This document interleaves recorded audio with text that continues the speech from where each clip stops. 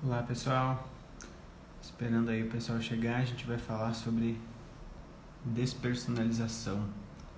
Deixa eu ver se eu consigo aqui colocar o nome.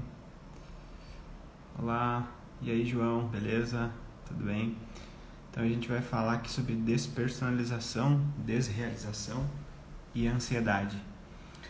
Coloque aí nos comentários se você já sentiu a sensação de que você não era você. Parece loucura, né? Mas segundo as estatísticas, metade das pessoas já sentiu isso.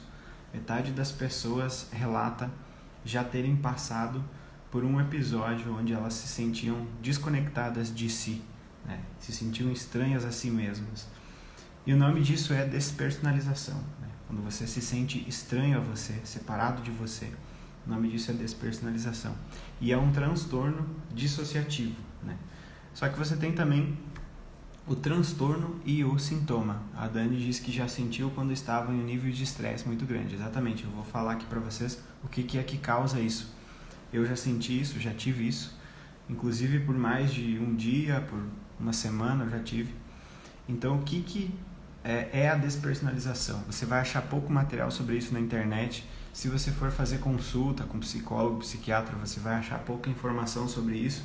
Na época em que eu tive, eu lembro que eu fui em 3 profissionais, uma psiquiatra, uma mulher, um psiquiatra, um homem, e um psicólogo, 2 psicólogos na verdade. E eles não faziam ideia do que era aquilo, né? Eu falava despersonalização, tô com despersonalização, tô com isso há semanas já e tal. E eles não faziam ideia do que eu tava falando, assim, faziam uma cara um pouco de assustados, assim. E esse transtorno, esse sintoma, eu vou explicar para vocês já qual é a diferença entre sintoma e transtorno. Ele é bem desconhecido aqui no Brasil, né? Então você tem ali no YouTube, por exemplo, você tem acho que só 1 ou 2 vídeos que são bons, produzidos sobre isso, que é do Minutos Psíquicos e lá de uns psiquiatras que tem. Mas eu estava vendo uma vez, tem muita gente falando coisas muito erradas sobre isso, né? Tem gente falando que são a mesma coisa, a despersonalização e a desrealização, mas não, são 2 coisas muito parecidas, mas são 2 sintomas diferentes.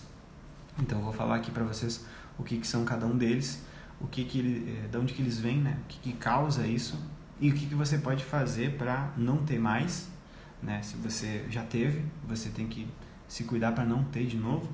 E se você está tendo, eu vou dizer o que você precisa fazer para poder sair, né, dessa situação.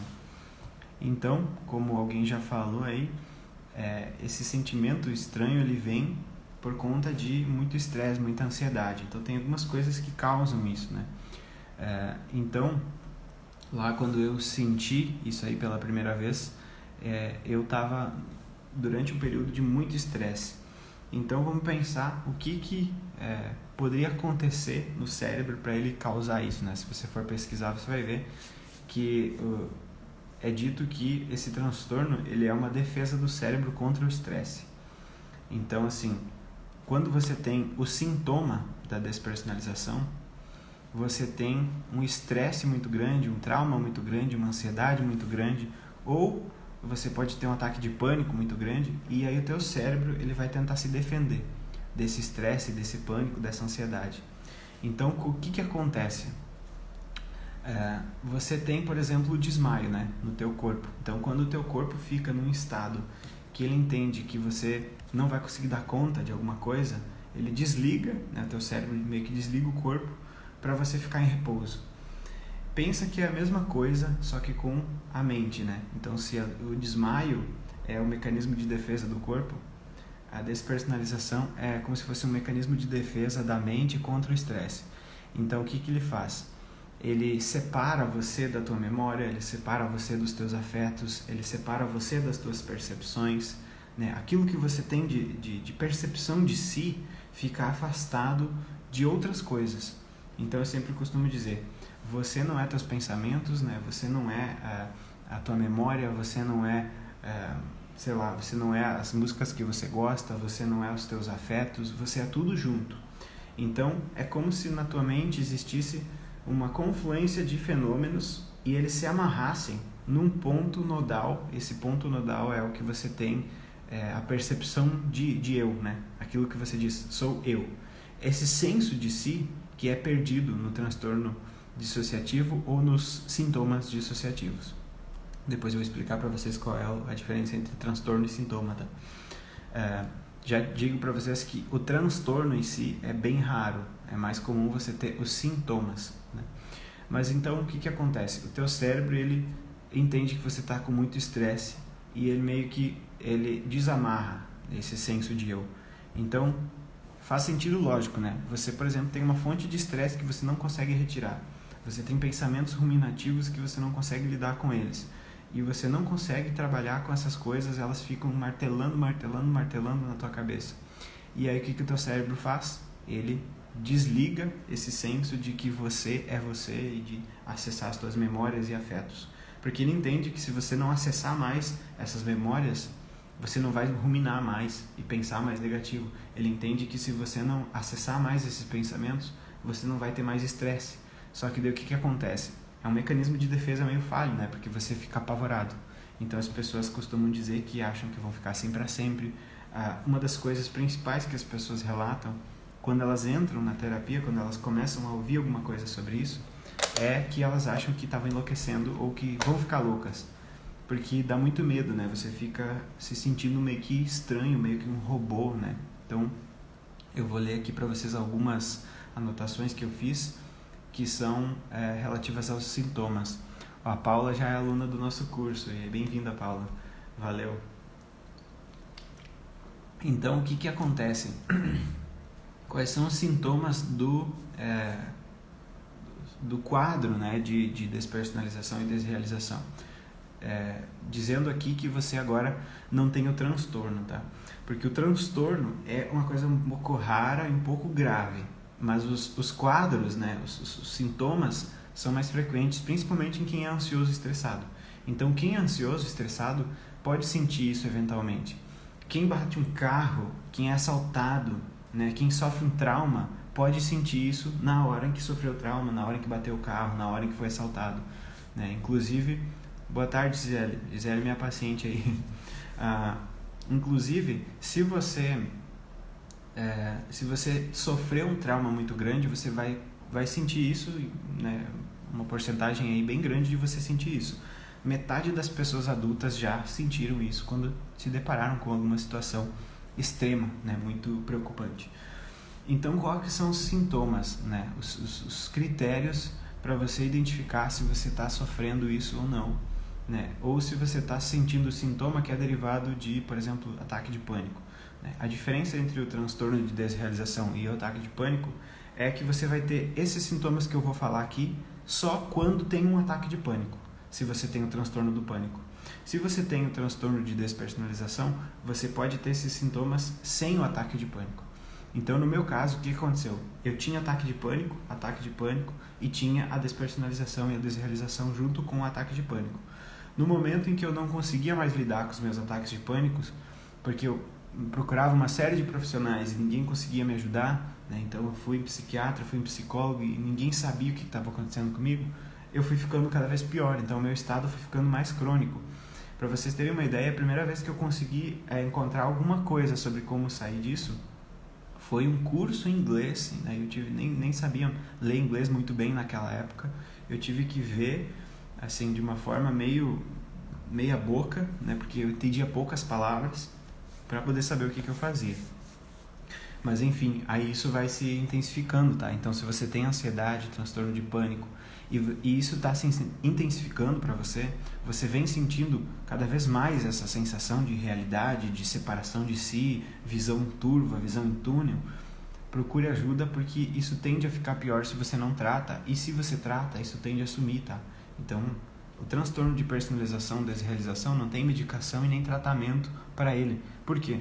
Porque ele é derivado da ansiedade, do estresse ou de traumas. Então você trata o trauma, trata o estresse e trata a ansiedade. E aí ele some. Beleza, pessoal? Alguém aqui já sentiu isso? Alguém está sentindo isso? Coloca aí nos comentários. Faz o seguinte, ó, você tem que fazer um negócio aqui para mim, já que eu estou fazendo aqui um conteúdo bem bacana para você. Tive que ler esse livro aqui, ó, que é bem grandão, para trazer aqui para vocês. clica aqui no aviãozinho do lado e manda isso para os teus amigos, parentes, manda para quem você acha que seria interessante aprender aqui sobre ansiedade, estresse e sobre esse quadro de despersonalização e desrealização.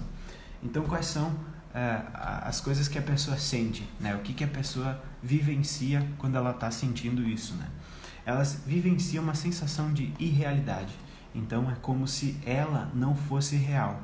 Despersonalização, né? O que é isso? Eu não sou uma pessoa, eu não existo, eu não estou aqui, né? Despersonalização. Então a tua personalidade, ela dissocia, ela parece que some, evapora. Isso é a despersonalização, né? Distanciamento, distanciamento com relação aos outros, aos afetos, à realidade, ao mundo. Então você se sente desconectado das coisas, distante. Você enxerga as coisas, mas parece que as coisas não estão ali, né? Você pega essa garrafa e você não percebe que essa garrafa está perto, parece que ela está longe. Então é um senso de distanciamento que a pessoa sente, assim. Outra coisa, a pessoa ela se sente observador dos próprios pensamentos, emoções e sentimentos e condutas. Quando eu tinha a sensação muito clara de que existia um outro eu atrás de mim aqui, bem em cima aqui da minha cabeça. E que existia o outro eu que era eu mesmo na minha cabeça olhando, mas sempre tinha a sensação de que tinha alguém atrás de mim, um pouco maior do que eu, assim. Então isso que a gente chama de experiência extracorpórea. Muita gente tem isso, 10% da população, na verdade, já sentiu isso em algum momento da vida, essas experiências extracorpóreas. E a pessoa com despersonalização, desrealização vai sentir muitas vezes essa cisão de si e esse distanciamento entre aquele que age e aquele que observa aquele que age. Então a gente tem isso, né? A gente tem aquela vozinha que fala pra gente coisas tipo, você não devia ter feito isso, você não devia ter feito aquilo, mas a gente às vezes não percebe que a gente tem várias vozes dentro da nossa cabeça falando. Na despersonalização e na desrealização é como se essas vozes ficassem com volume mais alto e como se elas ficassem separadas, né? Então a pessoa muitas vezes sente essa separação. Então a pessoa sente também um senso de si ausente. Olha que curioso isso, né? Como é que você sente um senso de si ausente? A pessoa diz assim, não sei, parece que eu não existo, parece que eu não estou aqui, parece que eu não sou ninguém, parece que eu não existo. Então a pessoa tem essa sensação, né?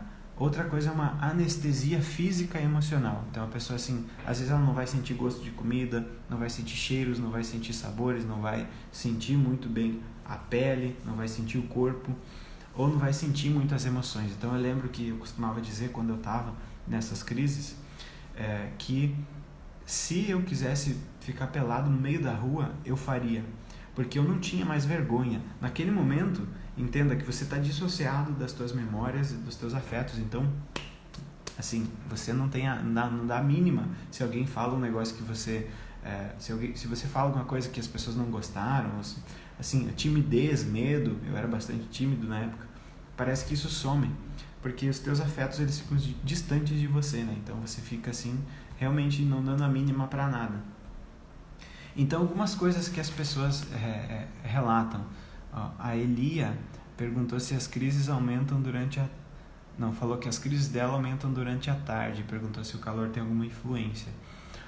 O calor ele pode aumentar a atividade do cérebro. Quando a gente tem mais calor, a gente fica mais alerta, tá? Então provavelmente você tem estresse, ansiedade, no calor você pensa mais, se agita mais e aí você tem mais crises.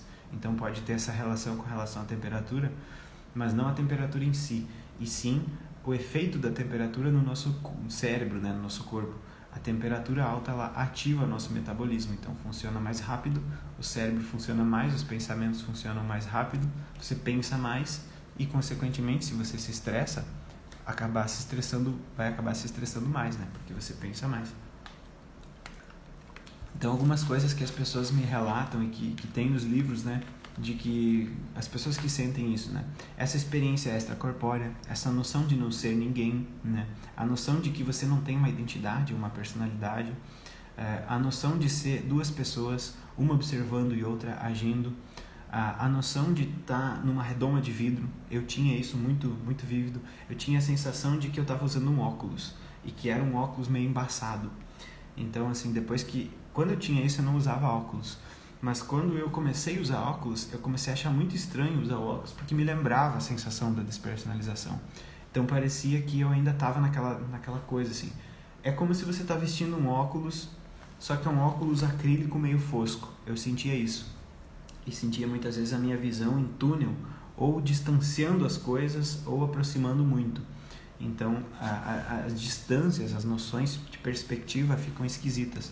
Às vezes as pessoas sentem que o mundo está meio em 2D, né, em duas dimensões.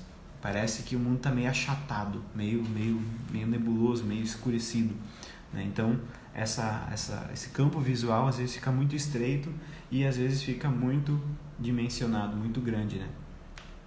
E quais são as características para você diagnosticar se isso que você está sentindo é uma despersonalização ou se isso é um efeito de alguma outra coisa ou de ataque de pânico? Como eu disse, se você tem ataque de pânico e tem isso, então você provavelmente tenha o transtorno do pânico.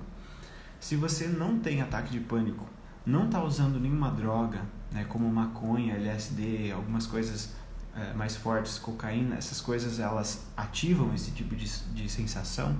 Então muita gente usa maconha e tem isso, né? Se você não está usando nenhuma droga, se isso está te causando sofrimento, essa sensação, óbvio que está te causando sofrimento, né? Porque é um negócio bem estranho. E se você não tem nenhum transtorno de pânico pós-traumático, nem com esquizofrenia, provavelmente é o que você está tendo. Episódios ou um quadro, né, desse transtorno dissociativo que é a despersonalização e a desrealização. E aí você pode ficar tranquilo, por quê? Porque você não vai ficar louco não, nem louca, né? E nem vai enlouquecer, e nem vai perder a mente, nem nada. Apesar de você ter essa sensação de que está perdendo o controle, né? Mas uma coisa que diferencia o transtorno ou episódio dissociativo, despersonalização / desrealização da esquizofrenia ou dos transtornos psicóticos, dos sintomas psicóticos, é uma coisa que a gente chama na psicologia de teste de realidade. O teste de realidade na despersonalização e na desrealização, ele permanece intacto. O que isso quer dizer, traduzindo a termos leigos? Quer dizer que a pessoa sabe que tem algo errado. Tá? Então, por exemplo, se você é uma pessoa que tem esquizofrenia, às vezes você vai ter essa sensação de que você é duas pessoas e você vai acreditar que você é de fato duas pessoas. Ou você vai acreditar que tem uma pessoa falando com você, né? Então, são as chamadas alucinações, né? Então, as alucinações, elas são percepções erradas. Então, você pode ter alucinações visuais, auditivas e tal. E a pessoa que tem algum tipo de esquizofrenia ou algum outro tipo de sintoma psicótico, ela meio que ela tem essa mesma coisa dissociativa, só que ela não sabe que aquilo é uma coisa que está acontecendo no cérebro dela, que não é o que a realidade, né, está acontecendo ali na realidade. Então a pessoa que tem transtorno de despersonalização e desrealização sabe que a percepção dela quanto à realidade está errada. Isso é que a gente chama de teste de realidade, tá? Então o teste de realidade é basicamente você sabe que tem algo errado, né? Você sabe que tem algo errado e você sabe que o mundo não é daquela forma como você está vendo. Você sabe que você não é daquela forma como você está se sentindo. É isso que quer dizer o teste de realidade. Então os critérios para você diagnosticar uma pessoa com isso o critério A são esses sintomas, né? Irrealidade, distanciamento, a observação de si mesma, o senso de eu ausente e essa anestesia física e emocional. O critério B, o teste de realidade tem que estar intacto. Então, se a pessoa tem o teste de realidade, ela pode ter isso aí. O sofrimento, né? Tem que causar sofrimento significativo, não pode ser feito de nenhuma droga ou substância e não pode ser esquizofrenia ou ataque de pânico ou síndrome de estresse pós-traumático. Beleza? Então, se você se encaixa nesses requisitos aí, provavelmente você está passando por esse transtorno ou por episódios de despersonalização e desrealização. Já te digo que tem tratamento sim, inclusive tinha uma paciente minha aqui que tem isso, que acabou de entrar aqui. As pessoas não fazem ideia do que é isso, muitos profissionais não fazem ideia do que é, mas a gente trata da mesma forma que trata estresse e ansiedade, com a diferença de que a gente precisa esclarecer para o paciente o que ele está sentindo. Então, assim, a pessoa que tem isso, ela tem uma necessidade gigantesca de saber o que ela está passando, né? Óbvio. Então você tem que ensinar para a pessoa o que é o transtorno, por que ela está tendo isso, de onde que vem.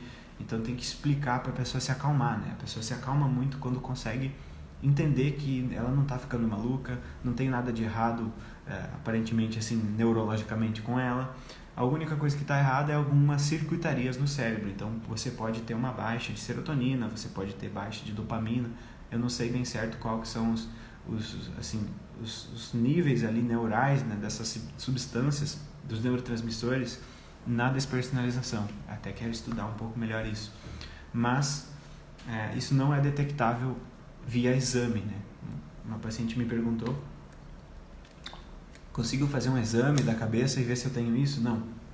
Porque, como eu disse, você pode ter, por exemplo, uma diminuição de GABA, de serotonina, de noradrenalina, que são neurotransmissores, né? Substâncias que fazem a ligação entre os neurônios lá no cérebro. Você pode ter essas substâncias mais ou menos, né, do que você precisa. E isso não é detectável ainda com exames assim a olho nu, né? A fazer um exame e tal, eu vou ver. Então a gente detecta isso via clínica, né? Conversando com o paciente e vendo se as coisas se encaixam segundo o nosso manual de doenças mentais, estatística e tal. A Elia falou: eu acordo com fortes dores de cabeça há muito tempo. O efeito passa com a cafeína. Poderia me falar um pouco sobre...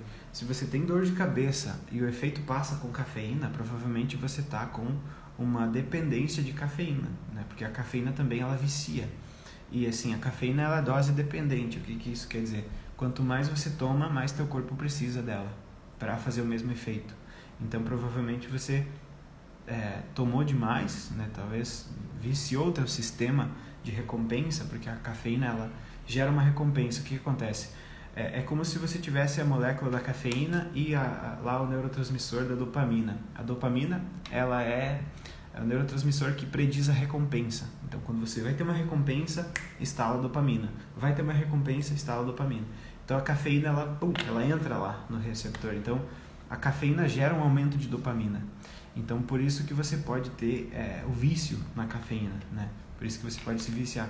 E a dor de cabeça pode ser feito de você abusar da cafeína, né? Você está tanto tempo tomando e toma tanto que você não consegue mais sentir que você está tomando demais, né? Porque, por exemplo, se eu tomar um café desse tamanho aqui, de cafeína, eu vou ficar surtado, completamente surtado. Eu vou ficar acelerado, suando, eu vou ter taquicardia, né? Eu tenho o reloginho que mede aqui, eu vou ver, vai estar 140 a minha pulsação, 150 que é o valor que está quando eu estou correndo. A cafeína me faz isso, mas eu não tomo cafeína todo dia, né? Eu tomo, sei lá, a cada 2, 3 dias. Por quê? Porque ela é dose dependente. Então, todo dia a cafeína vai precisar de cada vez mais carga de cafeína para causar o mesmo efeito. E aí você pode se viciar, pode dar dor de cabeça, pode dar uma série de coisas, né? Então, sugiro você tentar diminuindo aos pouquinhos, tá, Elia? Vai diminuindo um pouquinho até você se adaptar de novo, o teu sistema estabilizar. Depois você vai tirando, vai tomando dia sim, dia não, né? Não tenta parar de uma vez por todas, assim, porque você vai ter aquela abstinência. Então vai ter abstinência de cafeína igual abstinência de álcool, de qualquer coisa, né? Então, se alguém tiver uma pergunta, pode colocar aqui, já tem 2 perguntas aqui. Então, o que tem? A pessoa vai sentir também que uma ruminação extrema e excessiva. A pessoa vai se perguntar toda hora se ela está sentindo aquilo, se aquilo é real. Ela checa toda hora se as percepções dela são reais. Ela checa toda hora se a mente dela é real. Ela checa toda hora se ela é real. Então ela fica obcecada com essa autochecagem. E isso aumenta o estresse, isso aumenta a adrenalina, isso aumenta aquela sensação toda ruim que ela teve. Aí o Eduardo chegou aí, ó, nosso colega de profissão, tá iniciando aí os estudos na psicologia. Vai ser uma promessa aí na psicologia, né? Então você rumina, né? Você pensa demais, você se preocupa com o próprio pensamento, se preocupa com a checagem de você saber se você é real ou não, né? Então a pessoa fica cada vez mais estressada, porque ela acha que as percepções dela não são reais e aí ela começa a checar. E isso gera um estresse absurdo. Então a primeira coisa que a gente faz, ensina o paciente o que ele está sentindo, por que ele está sentindo, ensina para ele que isso é uma reação do cérebro, né? Aquela coisa do desmaio que eu falei para vocês, né? É como se o teu cérebro desmaiasse. Ele dissocia tudo, ele separa tudo, porque ele entende que você não consegue lidar com o estresse, com a ansiedade que você está sentindo, então ele faz isso por você. Como que ele faz isso por você? Ele arranca tudo e separa tudo. Então, o nó que amarra tudo ali, que você chama de eu, ele faz assim, ó, ele some. Então é isso que acontece. E algumas crises vão demorar semanas, algumas demoram meses, e se a pessoa não trata, em casos muito extremos, isso demora anos. Então essa é uma das coisas que as pessoas perguntam apavoradas quando chegam na clínica. Eu vou ficar com isso por quanto tempo, né? Se você tratar, você pode ficar com isso por dias, horas, semanas, né? Se você não tratar, você pode ficar em casos muito extremos e raros por anos, né? Então, outras coisas que podem causar isso, além do estresse e da ansiedade, é a privação de sono, gente.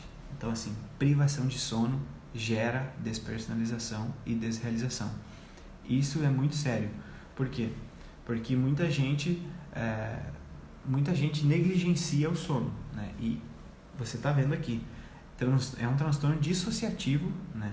Um transtorno dissociativo não tem nada a ver com esquizofrenia, porque o teste de realidade permanece intacto, então você sabe que não está maluco, mas você dissocia, você fica separado do teu senso de eu e tudo mais. E isso é causado por privação de sono. Então, olha só, a importância de você dormir bem. Eu sempre falo que você dormir bem melhora a tua ansiedade, melhora teu estresse, eu sempre falo isso para vocês. E aí, você pode ver que tem coisas mais sérias que o sono pode te causar. Esse transtorno dissociativo da despersonalização e desrealização, eu acho que é uma das coisas mais assustadoras que um ser humano pode sentir em termos de emoções e pensamentos.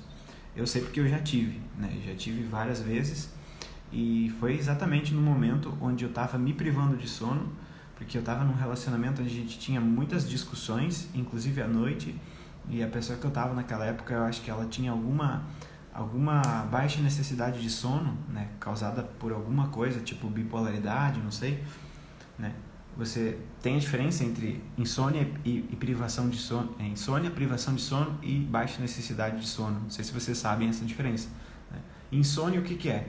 Você dorme mal ou não consegue dormir e no outro dia você está podre. Você levanta e reclama porque você não conseguiu dormir, você está mal, né? Isso é insônia. Privação de sono é quando não te deixam dormir, né? Privação de sono é quando você não consegue dormir porque você trabalha à noite, porque o cachorro late, porque, sei lá, isso é privação de sono. Você é privado do sono, né? E baixa necessidade de sono é assim, a pessoa dorme 3 horas e acorda viva e pronta para a batalha, entendeu? Então, assim, muita gente acha que tem insônia e na verdade não tem insônia. Na verdade, a pessoa tem ativação noturna, né? Principalmente as pessoas que têm bipolaridade. O bipolar, à noite, ele fica aceleradão, ele quer estudar, ele quer fazer tudo, né, à noite. Então, privação de sono gera muito estresse, ansiedade no outro dia, né, desregula todo o teu ritmo circadiano, mas também gera despersonalização. Excesso de cobrança na infância gera dissonância na fase adulta. Excesso de cobrança na infância é um dos fatores de risco para você desenvolver a despersonalização e desrealização. Existem alguns fatores de risco para você desenvolver esse quadro dissociativo: abuso na infância, negligência na infância, estresse na infância, estresse grave como você bater o carro, ser assaltado, né? Privação de sono, já falei para vocês, né? Depressão, ansiedade, transtorno de pânico. Geralmente dentro do pânico você tem o quadro de despersonalização e desrealização meio que junto, quase sempre. E substâncias psicoativas, né? Você que fuma aquele baseadinho, o baseado às vezes ele dá isso, né? A maconha às vezes ela causa isso aqui, ela causa essa sensação de estranheza. Então as pessoas que têm propensão a sentir isso vão ativar, né? Quando elas fumarem a maconha, elas vão ativar isso, e elas podem depois desenvolver o quadro de despersonalização e desrealização, porque elas ativaram aquele estado emocional, acessaram aquele estado e ficaram morrendo de medo daquilo. Então, justamente isso é uma das causas do transtorno do pânico, né? Todo mundo já teve um ataque de pânico. Só que o ataque de pânico é diferente da síndrome do pânico, né? Ou do transtorno de pânico, como a gente tem ali no manual, né? O transtorno de pânico é quando a pessoa sente o pânico e evita tudo que é possível de evitar para ela sentir o pânico, e ela fica hiper preocupada com o medo e com a ansiedade, então ela fica fugindo daquilo. Então é diferente ter um ataque e ter o transtorno. Então tudo isso que vocês estão falando aí, ó, bullying na infância, excesso de cobrança na infância, né, abuso sexual na infância, tudo isso gera todos os traumas possíveis, né? Gera depressão, gera ansiedade, gera transtorno do pânico, gera estresse pós-traumático. O principal fator que a gente tem para transtornos de humor ou transtornos de personalidade é o estresse agudo ou crônico na infância. O que é estresse agudo? Estresse agudo é uma pancada de estresse. Estresse agudo é quando você bate o carro, quando você apanha de alguém. Isso é estresse agudo. Estresse crônico é aquele estresse assim, ó, todo dia, sabe? Todo dia aquela pessoa me azucrina, todo dia aquela pessoa faz bullying comigo, todo dia meu pai diz que eu sou um lixo, todo dia, entendeu? Então esse é o estresse crônico. E o estresse crônico e o estresse agudo na infância, eles mexem com o teu sistema de neurônios, né? Então você fica com um cérebro assim predisposto a procurar perigo, né? Então você cresce meio que achando que o mundo é um lugar perigoso. Então as pessoas que tiveram muito estresse e cobrança e situações traumáticas na infância, elas têm um cérebro com o córtex pré-frontal menos ativo. O que é isso?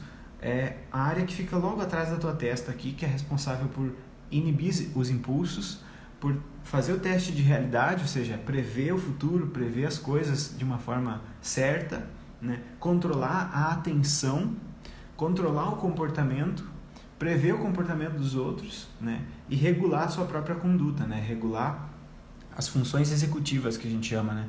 O autocontrole, a atenção, a memória. Então essas pessoas que sofrem trauma na infância, é como se o cérebro delas dissesse o seguinte: bom, eu já entendi como vai ser a vida para nós, ela vai ser difícil, ela vai ser dolorida, então eu não preciso dessas funções aí luxuosas, né?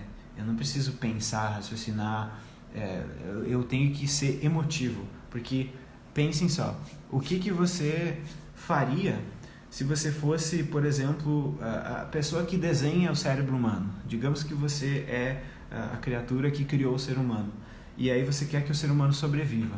Aí você faz o seguinte: pensa na seguinte situação: o ser humano está lá na selva e você quer que ele sobreviva. Você prefere que esse ser, ele veja um leão e ele ative o emocional e saia correndo sem pensar em nada? Ou você prefere que ele racionalmente comece a dizer: bom, eu acho que é melhor agora eu ligar minha pupila para ver melhor, eu parar a digestão, porque não preciso de digestão agora, eu mandar sangue para os grandes músculos para mim poder fugir, eu parar a digestão e os processos metabólicos, porque agora não preciso, só preciso de força, energia e corrida, eu liberar endorfinas para o meu corpo se proteger da dor para me fugir. Então, ou seja, as pessoas que sofreram traumas na infância, o que o sistema delas diz? Que o mundo é um lugar perigoso, difícil, e que a emoção delas é o que vai fazer com que elas sobrevivam. Entende? Então por isso que você se preocupa demais, por isso que você tem medo, por isso que você tem ansiedade, por isso que você tem a depressão. Porque o teu sistema de navegação pelo mundo, ele entendeu logo cedo que não ia ser fácil para você. Então o que ele faz? Ele volta toda a atenção para os processos de perigo, para as ameaças, né?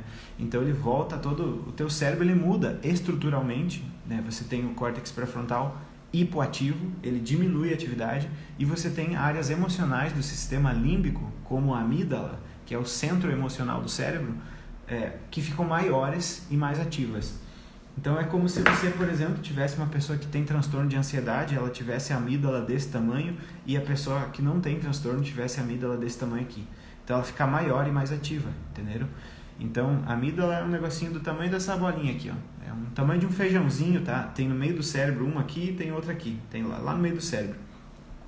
Então, o estímulo de perigo, ele é percebido pela pessoa, ele vai para a amígdala e ele vai para para o tálamo e vai direto para a amígdala. Então, assim, a informação de perigo, ela viaja mais ou menos 2 vezes com mais rapidez.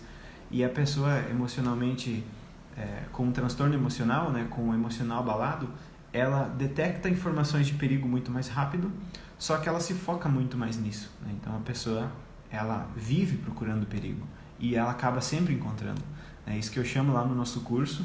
Eu tenho um curso, para quem não sabe, o nome do curso é Controlando a Ansiedade. A gente fala lá sobre controle de estresse, controle da ansiedade. Vou adicionar módulos sobre despersonalização lá também, porque eu vi que muitas pessoas têm isso. Muitas pessoas vieram me perguntar sobre isso quando eu comecei a falar e relatar que eu já tive, e relatar toda essa história, né, de ir atrás de tratamento e ninguém sabe falar sobre isso. Vou colocar para vocês que entraram lá um módulo só sobre despersonalização lá. Então, quem já é aluno já vai poder assistir lá daqui uns dias as aulas sobre isso. Então, vou falar aqui. Manter o controle dos estimulantes, reajustar sua rotina com a implementação de bons hábitos. Exatamente. Me dá pavor só de pensar em ficar com isso por anos. A Larissa, já conversei com ela. Mas como eu te disse, Larissa, se você passar as orientações lá, se você seguir as orientações, você não vai ter isso por anos. As pessoas que têm isso por anos, geralmente, elas não procuram tratamento. Olha só, transtorno de ansiedade social. O que você acha? Você acha que as pessoas buscam tratamento ou não? Coloque no comentário. Você acha que as pessoas com fobia social, elas buscam tratamento ou não? 65% das pessoas que têm fobia social não buscam tratamento antes de 15 anos. Tá? Então, a pessoa que tem algum transtorno fica pesquisando na internet e olha lá um relato num fórum de uma pessoa que está há 50 anos sentindo ansiedade, provavelmente essa pessoa não tratou a ansiedade, né? Porque eu tenho pacientes que em 2 semanas, 3 semanas melhoram assim 30%, 40% da ansiedade só exatamente estabelecendo rotinas, regulando o metabolismo, regulando o sono, regulando a alimentação, fazendo práticas, né, de entender os pensamentos e combater os pensamentos automáticos.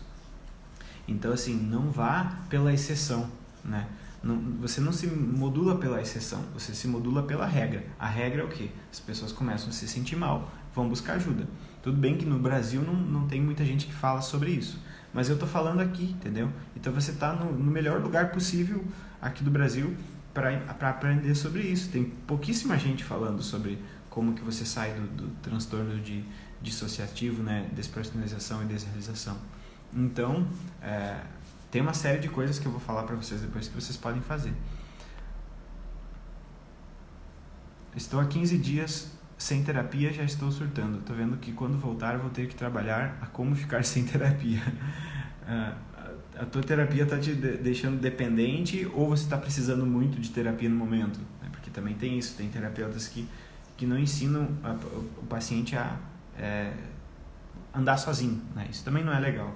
A terapia cognitivo-comportamental, que é a linha que eu trabalho, ela pensa justamente em ensinar o paciente a não precisar fazer terapia para sempre, né? Ensina o paciente a fazer as coisas que ele precisa e a manter, e depois ele vai sozinho, né?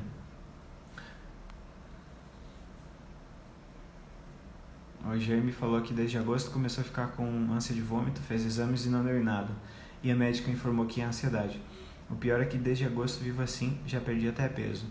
Jaime, dá uma olhada no nosso curso. Aqui na minha bio tem uma aula. A gente tem lá naquela aula, a gente ensina algumas coisas já. Então você já pode aplicar algumas coisas que tem lá naquela aula, tá?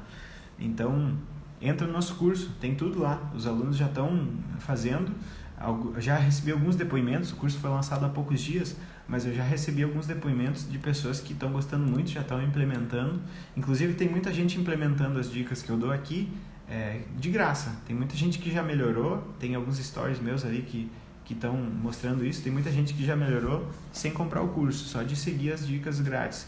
Imagina você entrar num método onde está tudo estruturado lá, tem 8 semanas, cada semana tem cada coisa que você precisa fazer, tem o checklist, e respeitando o timing do paciente, né? Respeitando o timing da pessoa, porque muita gente quer te enfiar técnica de meditação quando você está em crise, técnica de respiração quando você está em crise, e metade das pessoas se dão mal com essas técnicas quando elas estão em crise. Então você tem que aprender essas técnicas depois que você saiu da crise, para você não voltar mais. Essas técnicas são para você ensinar quando o paciente estabilizou o humor dele e está tranquilo. E aí você ensina ele a meditar, ensina ele a respiração diafragmática, porque muita gente vai tentar respirar e vai ficar com hiperfoco e vai ficar apavorado, né? Então, lá no curso a gente respeita isso, a gente coloca as técnicas na ordem correta, né? Tenho bloqueio de conversar sobre meus traumas, até mesmo se fosse um terapeuta. Como se inicia uma terapia? Quem começa falando? Tá, eu vou falar como é que eu faço, né? Geralmente, assim, você vai ter vários estilos de terapia. Tem muita terapia que as pessoas ficam sentadas te ouvindo, né? Tem muita gente reclamando disso, inclusive aqui pra mim, porque eu falo bastante disso, né? Porque eu sofri muito isso, eu sofri com depressão, ansiedade, e eu queria uma terapia que me ajudasse, que me desse técnicas, e eu quase não achei, né? Achei na última, nos 45 do segundo tempo, na verdade, eu achei. Mas o que eu faço? Na primeira sessão eu tenho uma entrevista. Eu vou perguntando umas coisas, o paciente vai me respondendo, né? Eu pergunto sobre medicação, sobre sono, sobre alimentação, sobre histórico, sobre família, uma série de coisas. E aí o paciente me fala quais são os principais problemas dele, eu elenco os principais para a gente começar a trabalhar, né? O principal problema, na verdade, é o que se aborda primeiro na primeira sessão, e aí depois a gente já vai para o sono. E aí eu já passo um checklist, já passo toda uma série de dicas, ensino a fazer a higiene do sono, né? Porque se o paciente começa a dormir na primeira semana, na segunda semana eu já consigo ensinar técnicas de controle cognitivo e emocional de uma maneira muito mais eficaz. É como se você fosse ensinar um paciente a pensar de outra forma e se comportar de outra forma sem ele conseguir regular o sono. Eu gosto muito do exemplo que o Wesley dá, o Wesley Delanogari, que é um outro psicólogo que está aqui no Instagram, que também é da neurociências, né? Ele vai se formar em doutorado em neurociências. Ele diz assim: se você ensina o paciente sem ele dormir bem, é como se você estivesse querendo ganhar a corrida com um carro e os pneus furados. É exatamente a mesma coisa que eu penso, né? Se o sono ele é responsável pela regulação emocional e pela consolidação de memórias, entre outras coisas, por que você não vai fazer com que o paciente durma bem primeiro para depois ensinar coisas para ele? Já que o cérebro dele não vai aprender se ele estivesse privando de sono, e se ele aprendesse mesmo assim, ele estaria num nível tão exacerbado de estresse e ansiedade que não ia adiantar você ensinar técnicas, né? Então, eu começo na minha terapia regulando essas coisas. A alimentação, né? Falo coisas que a pessoa não pode comer porque vai aumentar a ansiedade e o estresse. Tem uma série de alimentos que detonam o teu sistema e fazem você ficar hiper estressado. Então eu falo essas coisas na primeira sessão. Então assim, depende da terapia. A terapia cognitivo-comportamental, que é a área que eu trabalho, ela é bem estruturada, ela é livre, mas ela é estruturada. Ela tem um objetivo, ela tem uma técnica, ela tem várias técnicas na verdade, né? Tem a técnica de detectar os pensamentos automáticos, aí você vai chegando nos níveis mais profundos, que são as crenças centrais, né, que derivam todo o comportamento da pessoa. O objetivo dessa terapia é você chegar nas crenças positivas, fortalecer elas e silenciar um pouco as crenças negativas, né? Aprender a regular as emoções, aprender a frontalizar o teu cérebro, a pensar com mais racionalidade, desligar o emocional, né? Então assim, depende da terapia que você for fazer. Vai testando, procura, pergunta para os terapeutas como eles trabalham, e se você fazer uma ou duas sessões, ver que você não melhora ou não gostar, vai trocando, né? Os meus pacientes costumam gostar já na primeira sessão, porque eles aprendem muitas coisas para já aplicarem nessa primeira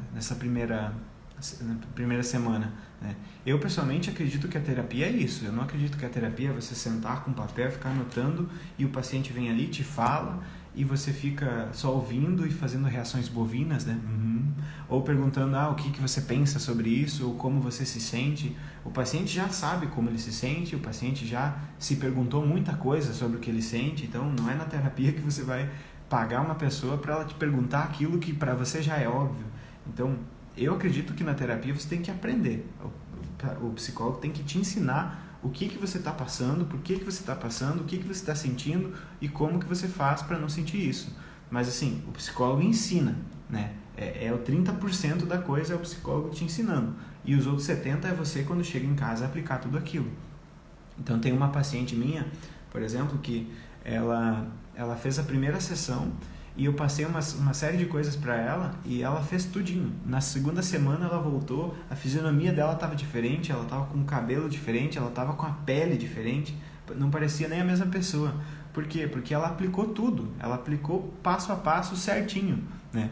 E a mesma coisa lá no curso. Tem alunos que vão entrar lá no curso e vão assistir o curso e não vão aplicar, né? Apesar de a gente ter colocado um esquema lá que meio que força que você aplique, né? Tem checklist, tem um monte de coisa. A gente não consegue entrar na casa da pessoa e forçar ela a fazer as coisas, né? Então a gente dá o caminho, dá o passo a passo, mas a pessoa tem que fazer a parte dela, que é a aplicação prática, né? Eu sempre digo que o conhecimento ele é muito poderoso, mas o mais poderoso ainda é quando você conflui o conhecimento com ações, né? Então assim, cara, o Jean me falou que eu tenho que fazer tal coisa, eu vou lá e vou aplicar, né? Eu falei para alguns pacientes que eles têm que se expor à luz natural, né? Para regular o relógio interno do ritmo circadiano que fica lá no núcleo supraquiasmático do cérebro, no hipotálamo, regula os níveis de cortisol, regula ciclo de dia e noite para te dar sono. Então, tem gente que vai ouvir isso uma vez, show, a pessoa vai no outro dia providenciar um jeito de trabalhar mais perto da janela, da porta, ou vai comprar uma lâmpada, como eu fiz quando eu não conseguia ter luz, né? Eu tive que comprar uma lâmpada forte e colocar na minha cara e medir com o aplicativozinho para ver se tinha mais de 3.000 lux para mim pegar a necessidade de luz que o meu cérebro precisava para acordar, porque eu não estava dormindo bem. Então, assim, a terapia é um processo de aprendizagem, né? Biológica. Se você for ver os estudos de neurociência, você vai ver que a terapia modifica o cérebro do paciente. Diminui as áreas emocionais, diminui a amígdala e aumenta o córtex pré-frontal, né? E quando a terapia funciona, ela muda o teu cérebro. Ela muda a circuitaria do teu cérebro, ela muda o funcionamento do teu cérebro e ela muda o tamanho físico das estruturas do teu cérebro. Então, isso é terapia, não sei se te respondi.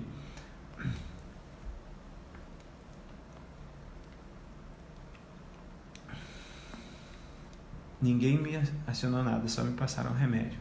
Infelizmente, muitas pessoas só vão passar remédio mesmo, mas você precisa entender, aprender o que está acontecendo, por que você está se sentindo assim. Meu corpo não consegue mais desassociar as sensações boas e ruins. A ansiedade tem o mesmo sintoma e a mesma intensidade. Meu corpo não consegue mais desassociar as sensações boas e ruins. Eu não entendi. Coloca de novo tua pergunta que eu não entendi. Estou seguindo as suas dicas. Tirei cafeína, açúcar, alimentos supercalóricos, faço atividade física, estou lendo um livro. E aí, como é que você está se sentindo? Me fala aí o que você está, o que está acontecendo? Como é que você está? Se está melhorando ou não? Procuro deixar a mente no presente. Eu também estou melhorando através das tuas lives e da tua página. Valeu, Léo. Não saberia só falar e a pessoa ficar ouvindo. Acho que tudo tem na ansiedade. Veio tudo pra mim. Todas as coisas que vejo eu estou tendo. Isso é bem comum que você comece a pesquisar e ache que você tem tudo, né? Tenho medo, estou aprendendo com o Jean a lidar com o medo. O valor do curso é R$149, Jaime, por enquanto. Depois a gente vai subir, ano que vem não vai ser esse preço. Já ano que vem vai ser maior. Por quê? Porque é um curso bem completo e assim, tá muito barato, tá barato demais. A gente tem um esquema que a gente faz assim, a gente faz o tráfego para poder vender o curso, né? E assim, a gente tem que ter lucro com o curso, né? Apesar de o curso ser muito barato e de a gente precisar fazer um curso barato, porque tem muita gente que não consegue fazer terapia, e um dos objetivos do curso é isso, né? Proporcionar um tratamento para quem não consegue fazer a terapia, que é um pouco mais caro, um pouco mais demorado. Apesar disso, a gente precisa, para manter a máquina rodando, né? Se você fazer um curso e lançar na internet, não acontece nada. Então a gente precisa de monetizar o curso bem para poder reinvestir nele e fazer ele chegar nas pessoas, né? E ainda ter lucro para a gente pagar a equipe, para a gente poder produzir. Então a gente vai aumentar o valor do curso o ano que vem, porque o valor que ele tá muito barato, né? Então, se você quer entrar, eu considero que seja melhor você entrar agora, quanto antes, por 2 motivos. O primeiro motivo é que vai ficar mais caro e o segundo motivo é que a ansiedade e estresse, quanto mais tempo você fica sentindo, pior fica. O teu cérebro fica mais viciado em sentir medo, fica melhor em sentir medo, fica cada vez melhor em sentir o que você está sentindo e cada 10 pessoas que têm depressão, 8 foram pessoas que tinham ansiedade e não trataram. né? Então, depressão é muito pior do que ansiedade. Se você acha ansiedade ruim, depressão é bem pior. Então, você pode evitar entrar numa depressão se você lida com a ansiedade o quanto antes. Fui na psicóloga e ela me perguntou o que eu tinha. Aí eu falei tudo o que eu estava sentindo. A única coisa que ela fez, ela só falou assim: vai ficar tudo bem aí. Me passou o psiquiatra. Aí é fácil, né? Aí não dá. Eu vou abrir as perguntas de vocês aqui, vamos ver. Eu fico bastante nervosa quando tem muitas pessoas na escola. Principalmente... fico bastante nervosa quando tem muitas pessoas na escola, principalmente na escola. Começo a chorar e rir. Se você fica muito nervosa e o teu nervosismo tem a ver com pessoas, pode ser uma fobia social. Tem vários tipos de ansiedade, tá? Tem a ansiedade generalizada, que é um vício em preocupação. Então a pessoa fica preocupada com a preocupação, né? Tem a ansiedade social, que a pessoa fica preocupada com o julgamento e com estar perto de pessoas e com as pessoas observarem ela, né? Tem vergonha de comer, tem vergonha de andar em público. Tem a agorafobia, que é o medo de ficar em espaços abertos. A pessoa tem uma sensação de que se ela ficar num espaço aberto vai ser difícil fugir e ela fica com medo disso, né? Tem a fobia social, a fobia específica, que é uma fobia específica de objetos. Eu tenho medo só de garrafa de água, eu tenho medo só de elevador, só de, de carro, de ônibus, né? Eu, quando tinha ataque de pânico, era vinculado ao ônibus, era sempre dentro do ônibus. Então era muito difícil de diferenciar se eu tinha um transtorno de pânico ou uma fobia específica, porque era sempre dentro do ônibus os ataques de pânico. Mas provavelmente era um ataque de pânico porque eu não tinha fobia de ver o ônibus. As pessoas que têm fobia, elas ficam com medo só de imaginar o objeto. Então, se eu te falar assim, imagina você conversando com uma pessoa e tal, você começa a ficar tensa, aí é uma fobia, né? Se não, pode ser outra coisa. Vamos ver aqui mais perguntas.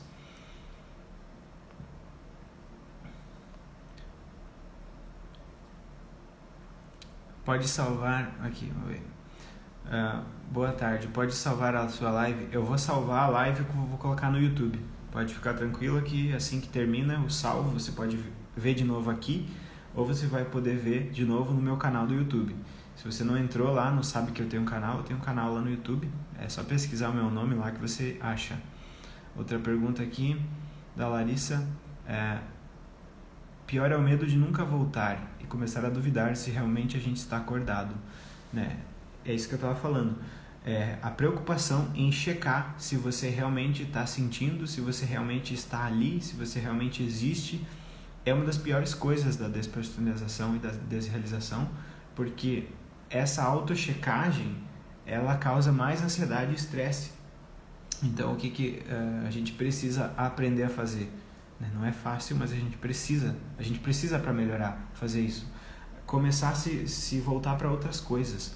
Então, tudo aquilo que coloca a tua atenção como... que puxa a tua atenção, né? Por exemplo, eu gosto de tocar violão. Então, isso é uma coisa que, se eu tivesse despersonalização, eu faria.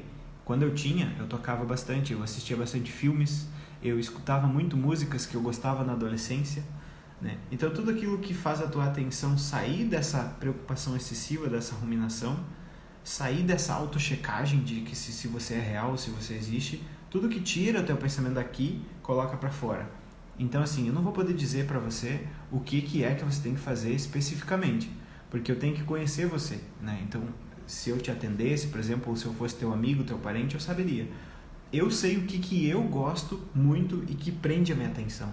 Então, eu sei o que eu faria se eu tivesse despersonalização. Eu iria tocar violão, eu iria correr, eu iria nadar, eu iria ver um filme, eu iria ler um romance, eu ia fazer coisas assim, né? Mas você tem que saber o que você gosta muito para que o teu sistema de atenção saia para fora, porque ele está dentro e ele está ruminando, martelando lá dentro. Então isso está gerando mais estresse, mais ansiedade. E outra coisa que você precisa fazer é a terapia, para poder lidar com os pensamentos, aprender a parar de fazer essa checagem, aprender a parar de fazer essa ruminação, né? Então, a terapia te ajuda a entender tudo melhor. A terapia te ajuda, se for uma terapia como essa que eu faço, te ajuda, por exemplo, a regular todo o teu ritmo circadiano, teu sistema endócrino, né? Regula todo o teu corpo, você cria uma rotina, você faz as coisas no mesmo dia, faz as coisas no mesmo horário, acorda no mesmo horário, almoça no mesmo horário, janta no mesmo horário, e o teu corpo começa a trabalhar num nível de estresse menor, porque você sabe o que vai fazer, o teu corpo sabe que hora que ele precisa fazer tal coisa, né? Que hora que o cortisol vai, que hora que a adrenalina vai, teu corpo já fica meio que preparado. Então, você não ter uma rotina, por exemplo, é péssimo, ou você não ter o que fazer, porque daí você vai ficar pensando, e quanto mais você pensa, mais você rumina esse pensamento de checar se você é real ou não, e mais mal você fica. Então, o que você faz? Qualquer coisa que tire a tua atenção do teu pensamento. Eu não vou poder dizer o que é, você vai ter que descobrir o que é testando. Eu testei algumas coisas, funcionou pra mim filme, funcionou pra mim escutar Red Hot Chili Peppers, que era a minha banda preferida da adolescência. Então eu escutei todos os álbuns do Red Hot Chili Peppers, do Pearl Jam, que eram bandas que eu gostava muito quando eu tinha 18 anos. Então isso foi me familiarizando de novo com a minha identidade. Então assim, você lê e escreve diários, você assistir filmes que você gostava, ler livros que você gostava, qualquer coisa que te lembre do teu passado. Eu não me olho no espelho, evito isso e evito estar perto das pessoas. Parece que não sou desse mundo. Não sei se você está falando da despersonalização, mas as pessoas que têm evitam olhar no espelho porque o espelho ativa um pouco isso, né? Quanto tempo pode durar a despersonalização e a desrealização? Não tem estudos dizendo quanto tempo ela dura, porque, como eu disse, é muito aleatório. Tem pessoas que vão sentir isso só uma vez na vida, por horas. Tem pessoas que vão sentir por semanas. Tem pessoas que vão sentir uma semana, depois não sente mais, depois sente um pouquinho mais, depois não sente. Pra mim durou, sei lá, o episódio mais crônico durou cerca de um mês. Às vezes eu tinha, às vezes não tinha. Então um dia assim, um dia não, um dia sim, um dia não. Mais ou menos um mês. Pra mim foi assim. Mas eu demorei pra conseguir me tratar. Na época eu não consegui um terapeuta bom e não consegui também um psiquiatra bom. Então o psiquiatra me passou uma medicação que tinha noradrenalina, que é uma medicação muito boa para quem tem depressão que não tem ansiedade. Então, pessoas que têm depressão sem comorbidade ansiosa, aquele medicamento era muito bom, porque a noradrenalina te ativa um pouco. Só que eu era uma pessoa ansiosa, então a noradrenalina para mim era péssimo. E eu estava tomando, então aquele medicamento estava me estressando mais ainda, estava me ativando um pouco mais. Eu fico bastante nervosa quando tem muitas pessoas. Tá, isso aqui já respondi. Então é isso, pessoal. Já respondi algumas aí. E o que você pode fazer, né? Tem algumas coisas que eu quero que você faça se você está sentindo isso. Primeira coisa que eu quero que você faça é que você manda essa live para a pessoa. Por quê? Quando você tem isso, você fica num estado de embotamento emocional, né? Você fica ali quieto. Quando você fala que está sentindo isso para as pessoas, elas não acreditam. Por que elas não acreditam? Porque... Deixa eu tirar aqui. Por que elas não acreditam? Porque você não demonstra. Você fica simplesmente quieto, e na tua cabeça tá esse turbilhão, tá essa loucura. Só que ninguém vê isso, entendeu? Então você tem que fazer com que as pessoas entendam o que você está sentindo, para que elas entendam, por exemplo, que não é legal te incomodar com alguma questão que gera estresse, que elas precisam te ajudar a gerenciar o estresse e tudo mais, entendeu? Então, manda essa live para as pessoas que são parentes, namorado, amigo, que estão próximas de você, para que elas entendam o que você está sentindo, né? Eu confio muito mais em mim explicando isso do que você falar para a pessoa. Então, manda live para a pessoa que ela vai ouvir e vai entender como te ajudar, né? E aí, eu queria conseguir ter uma rotina, está tudo desorganizado e não consigo mudar. Quanto mais penso, pior fico. Parece um círculo vicioso. Tatiane, começa por uma coisa. Ter uma rotina, você não vai conseguir ter uma rotina assim, eu quero ter uma rotina. A rotina é o quê? É como se você estivesse aprendendo a fazer malabares. Você pega 2 bolinhas e lida com essas 2 bolinhas por um tempo. E depois você pega a 3ª bolinha, entendeu? Então, força você a acordar no mesmo horário. No mesmo horário todo dia. Primeira coisa é isso. Fica só uma semana nisso. sabe? Fica 2 semanas nisso, ou pega, por exemplo, o exercício físico e tenta fazer todo dia, e tenta focar toda a tua energia em um hábito só. A gente chama isso de hábitos angulares, né? Quando você pega um hábito que ele tem um efeito assombroso sobre o comportamento, ele vai derivar o efeito dele então, assim, a pessoa que faz exercício todo dia, ela dificilmente vai ser um fumante, ela tende a parar de fumar. A pessoa que faz exercício físico todo dia, ela tende a andar com pessoas que não fumam, que não bebem tanto e que se alimentam bem. Então ela tende a começar a se adequar, né, e começar a ter rotina, começar a ter horários. Então pega um hábito só. Não foca em tentar ter uma rotina de uma vez por todas, assim, do nada, né?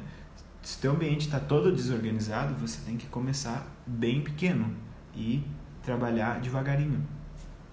Então, eu sugeriria que você fizesse, se você consegue acordar no mesmo horário, eu sugeriria isso. Acordar e comer no mesmo horário. Se você consegue, é esse. Se você não consegue, é o exercício físico, todo dia no mesmo horário. E se você consegue os dois, melhor ainda. Se você conseguir os dois, é o cenário ideal, né? Mas se você não consegue, pega um só. E só não fica tentando dormir, se forçar a dormir, escolher o horário de dormir. Isso aí é furada, né? Deixa que o teu corpo se adapte ao horário de dormir. Foca só no acordar. Se força a acordar, define o horário de acordar e levanta da cama a hora que você quer acordar. E pega a luz, se expõe à luz, aí o teu corpo vai regular os níveis de cortisol, de adrenalina, ele vai acordar, vai saber que você está acordado, né? O teu ritmo circadiano vai regular e aí o teu metabolismo vai aos poucos se ajustando, né? Mas faz isso aí, foca em um por vez. Minha ex achava que era só eu parar de pensar em tal coisa, acha que é simples. Exatamente, não é simples. Não vai mandar não vai mandar nossa live para tua ex, né? Senão ela vai querer voltar contigo. Então tá, pessoal. Mais alguma pergunta? Podem colocar aí. Me falem se vocês gostaram do tema, se vocês gostaram da live. Clica no aviãozinho, manda para as pessoas que você acha que podem te ajudar a passar por isso, né? Clica no aviãozinho e manda para as pessoas que você acha que podem ter isso, né? Que podem estar sentindo isso. E convido vocês para darem uma olhada no curso. O link está na bio. Então lá no curso, como eu disse, eu vou colocar um módulo sobre a despersonalização e desrealização. E aí, quem entrar no curso, como é que funciona? As aulas estão prontinhas, tá? São 8 semanas de aulas. Então cada semana você tem algumas tarefas, né? Você implementa as tarefas da semana 1 e vai para a semana 2, enfim, até a semana 8. Cada uma das semanas tem um nível de dificuldade condizente com o nível de ansiedade que a pessoa tem. Então, eu trabalho com 5 níveis de ansiedade, né? Então tem a crise de ansiedade, tem a ansiedade aguda, até chegar na ansiedade controlada e na ansiedade zero, que também não é ansiedade zero, né? Mas é só o nível zero da ansiedade, só um nome que é dos 5 níveis, né? Então você começa no nível 5, que é a semana 2. A primeira semana é só você entender o que é ansiedade, o que é estresse, o que está acontecendo comigo, por que eu tô assim, só aquelas coisas que você fica surtado querendo saber. Então essa é a primeira semana.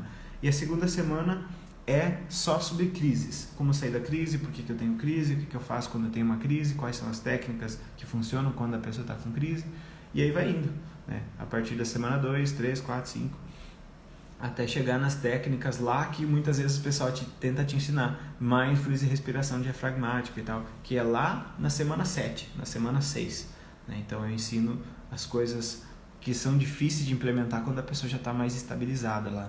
Então conheça o curso, vocês não vão se arrepender, justamente por estarem investindo na saúde mental de vocês cedo. Então quanto mais cedo você trata, melhor, e vocês vão pagar mais barato do que as pessoas que entrarem ano que vem. Jean, pode falar um pouco sobre a coca, porque é algo que faz parte da nossa alimentação. Alguma dica de como parar de consumir? Até eu passo por isso, prejudica o sono. 1 copo e eu não durmo. Pois é, porque ela tem a cafeína, né? A coca tem cafeína, dá o pico de glicemia. Então por que você não consegue parar de tomar coca? Porque você fica sempre tomando e aí você tem vontade de tomar. É um círculo vicioso. É igual ao transtorno do pânico, a pessoa evita o lugar, tem mais medo do lugar, e aí evita mais lugar, tem mais medo do lugar, então ela tem que se expor devagarinho. Então, a Coca-Cola é a mesma coisa. Você toma Coca-Cola, pum, pico de insulina, pico de glicemia. Logo depois, uma fome absurda. E aí o negócio está na tua mão. E aí você tem o sódio, né? O sódio, ele tem um negócio que acontece na tua língua ali e dá uma puta sede depois que você toma um copo de Coca. E daí tem o gás, tem toda aquela sensação do gás. Então a tua dopamina explode. Então, assim, é glicemia, é cafeína, é dopamina explodindo, é o corante caramelo 4, que é cancerígeno e que só no Brasil ainda é permitido colocarem, não sei por que diabos. Os outros países já baniram esse corante, aqui ainda no Brasil continuam usando. Então eu diria a mesma coisa, Eduardo, para você ir diminuindo aos poucos, ou para você se cortar de vez e ver como é que você se sente. Mas a principal, né? Você não é aluno do Antinatural, né? Quem é aluno do Antinatural, que é um outro curso que eu tenho, sabe que você não pode andar com as sereias e resistir à tentação delas. Se você não quer fazer alguma coisa, você não pode ter aquela coisa por perto, né? Então, quando eu estou querendo ler, eu tenho livros por perto. Vocês veem a minha geladeira lá, não tem nada que eu não queira comer. Não tem nada lá que a gente não quer comer. Porque se você não quer comer, por que você compra? Porque se você comprar, você vai tomar. Entendeu? Se você comprar, você vai tomar. Se você passar na gôndola do supermercado que tem aquilo, você vai pegar. Então, quando eu vou no mercado, a primeira coisa que eu vou, o mercado que eu vou, ele tem várias partes assim. A parte daqui é o hortifruti Grangeiros e a parte de trás são as carnes. Eu não entro por aqui no mercado, eu entro por aqui. Eu pego tudo que eu quero e depois eu decido se eu vou pegar alguma besteirinha, né? Então, por exemplo, agora a única coisa que a gente consome às vezes é um negocinho de um sorvete que tem no Burger King. É a única coisa assim que dá um pico glicêmico e tal que a gente come, e é tipo muito esporadicamente, assim, uma vez por semana.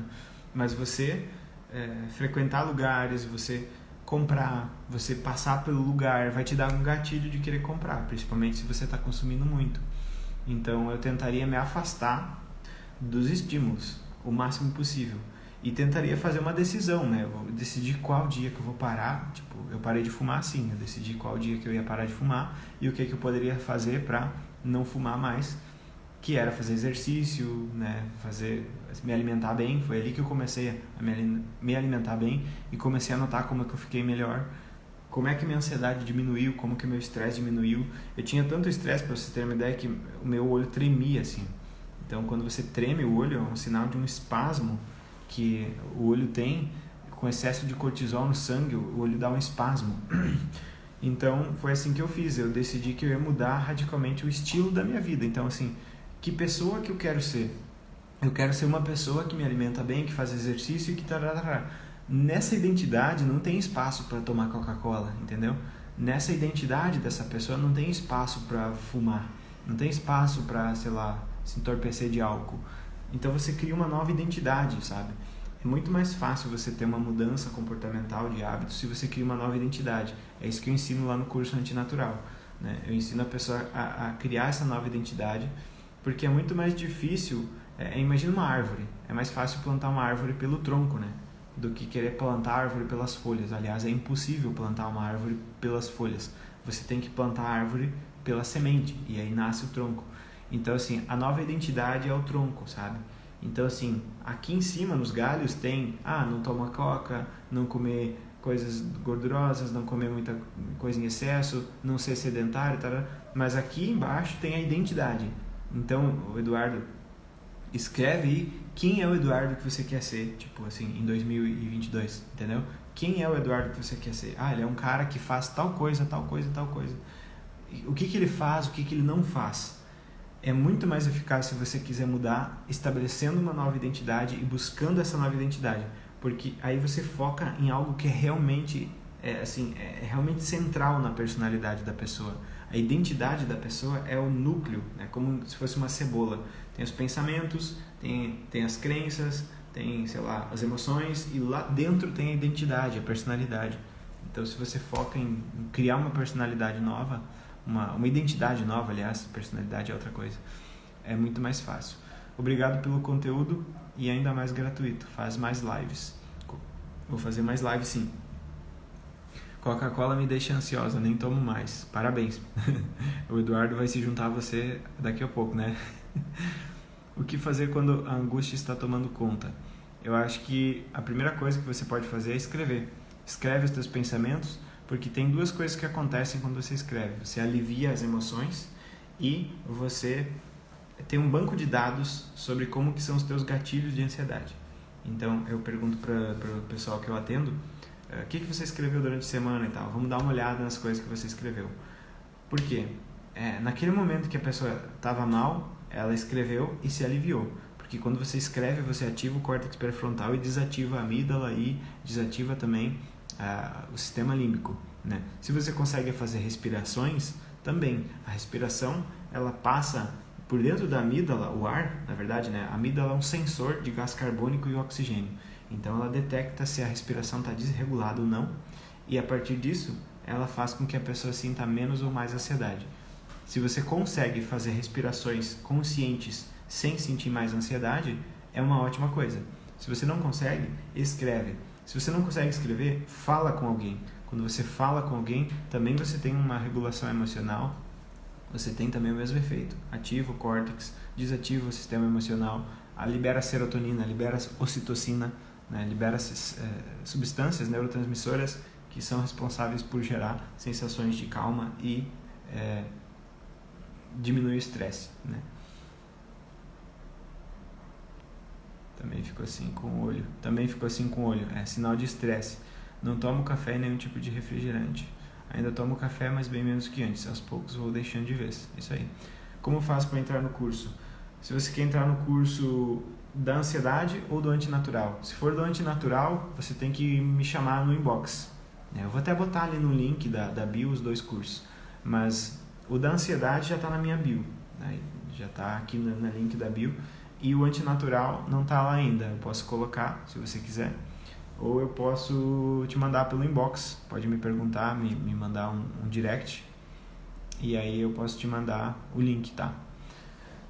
Pessoal, beleza? Tudo certo?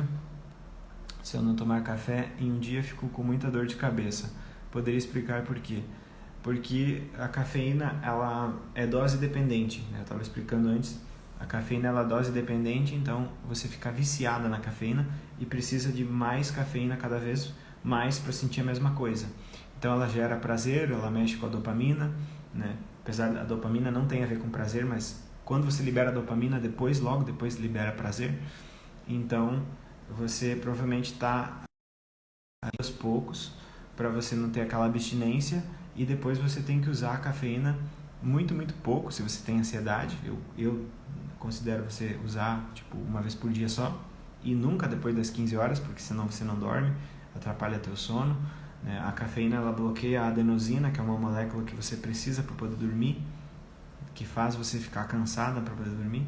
Então vai reduzindo aos poucos, e depois você tem que ter alguns dias na semana que você não usa a cafeína, porque senão ela vai se tornando cada vez mais, ela vai aumentando essa dose de dependência, aumentando a tolerância, né, o fator de tolerância. Ou seja, você precisa de uma xícara, depois você precisa de duas, depois você precisa de uma jarra, sabe? E aí dá dor de cabeça se você não toma, entendeu? Porque você está viciada na cafeína, né? Teu corpo está muito acostumado com ela.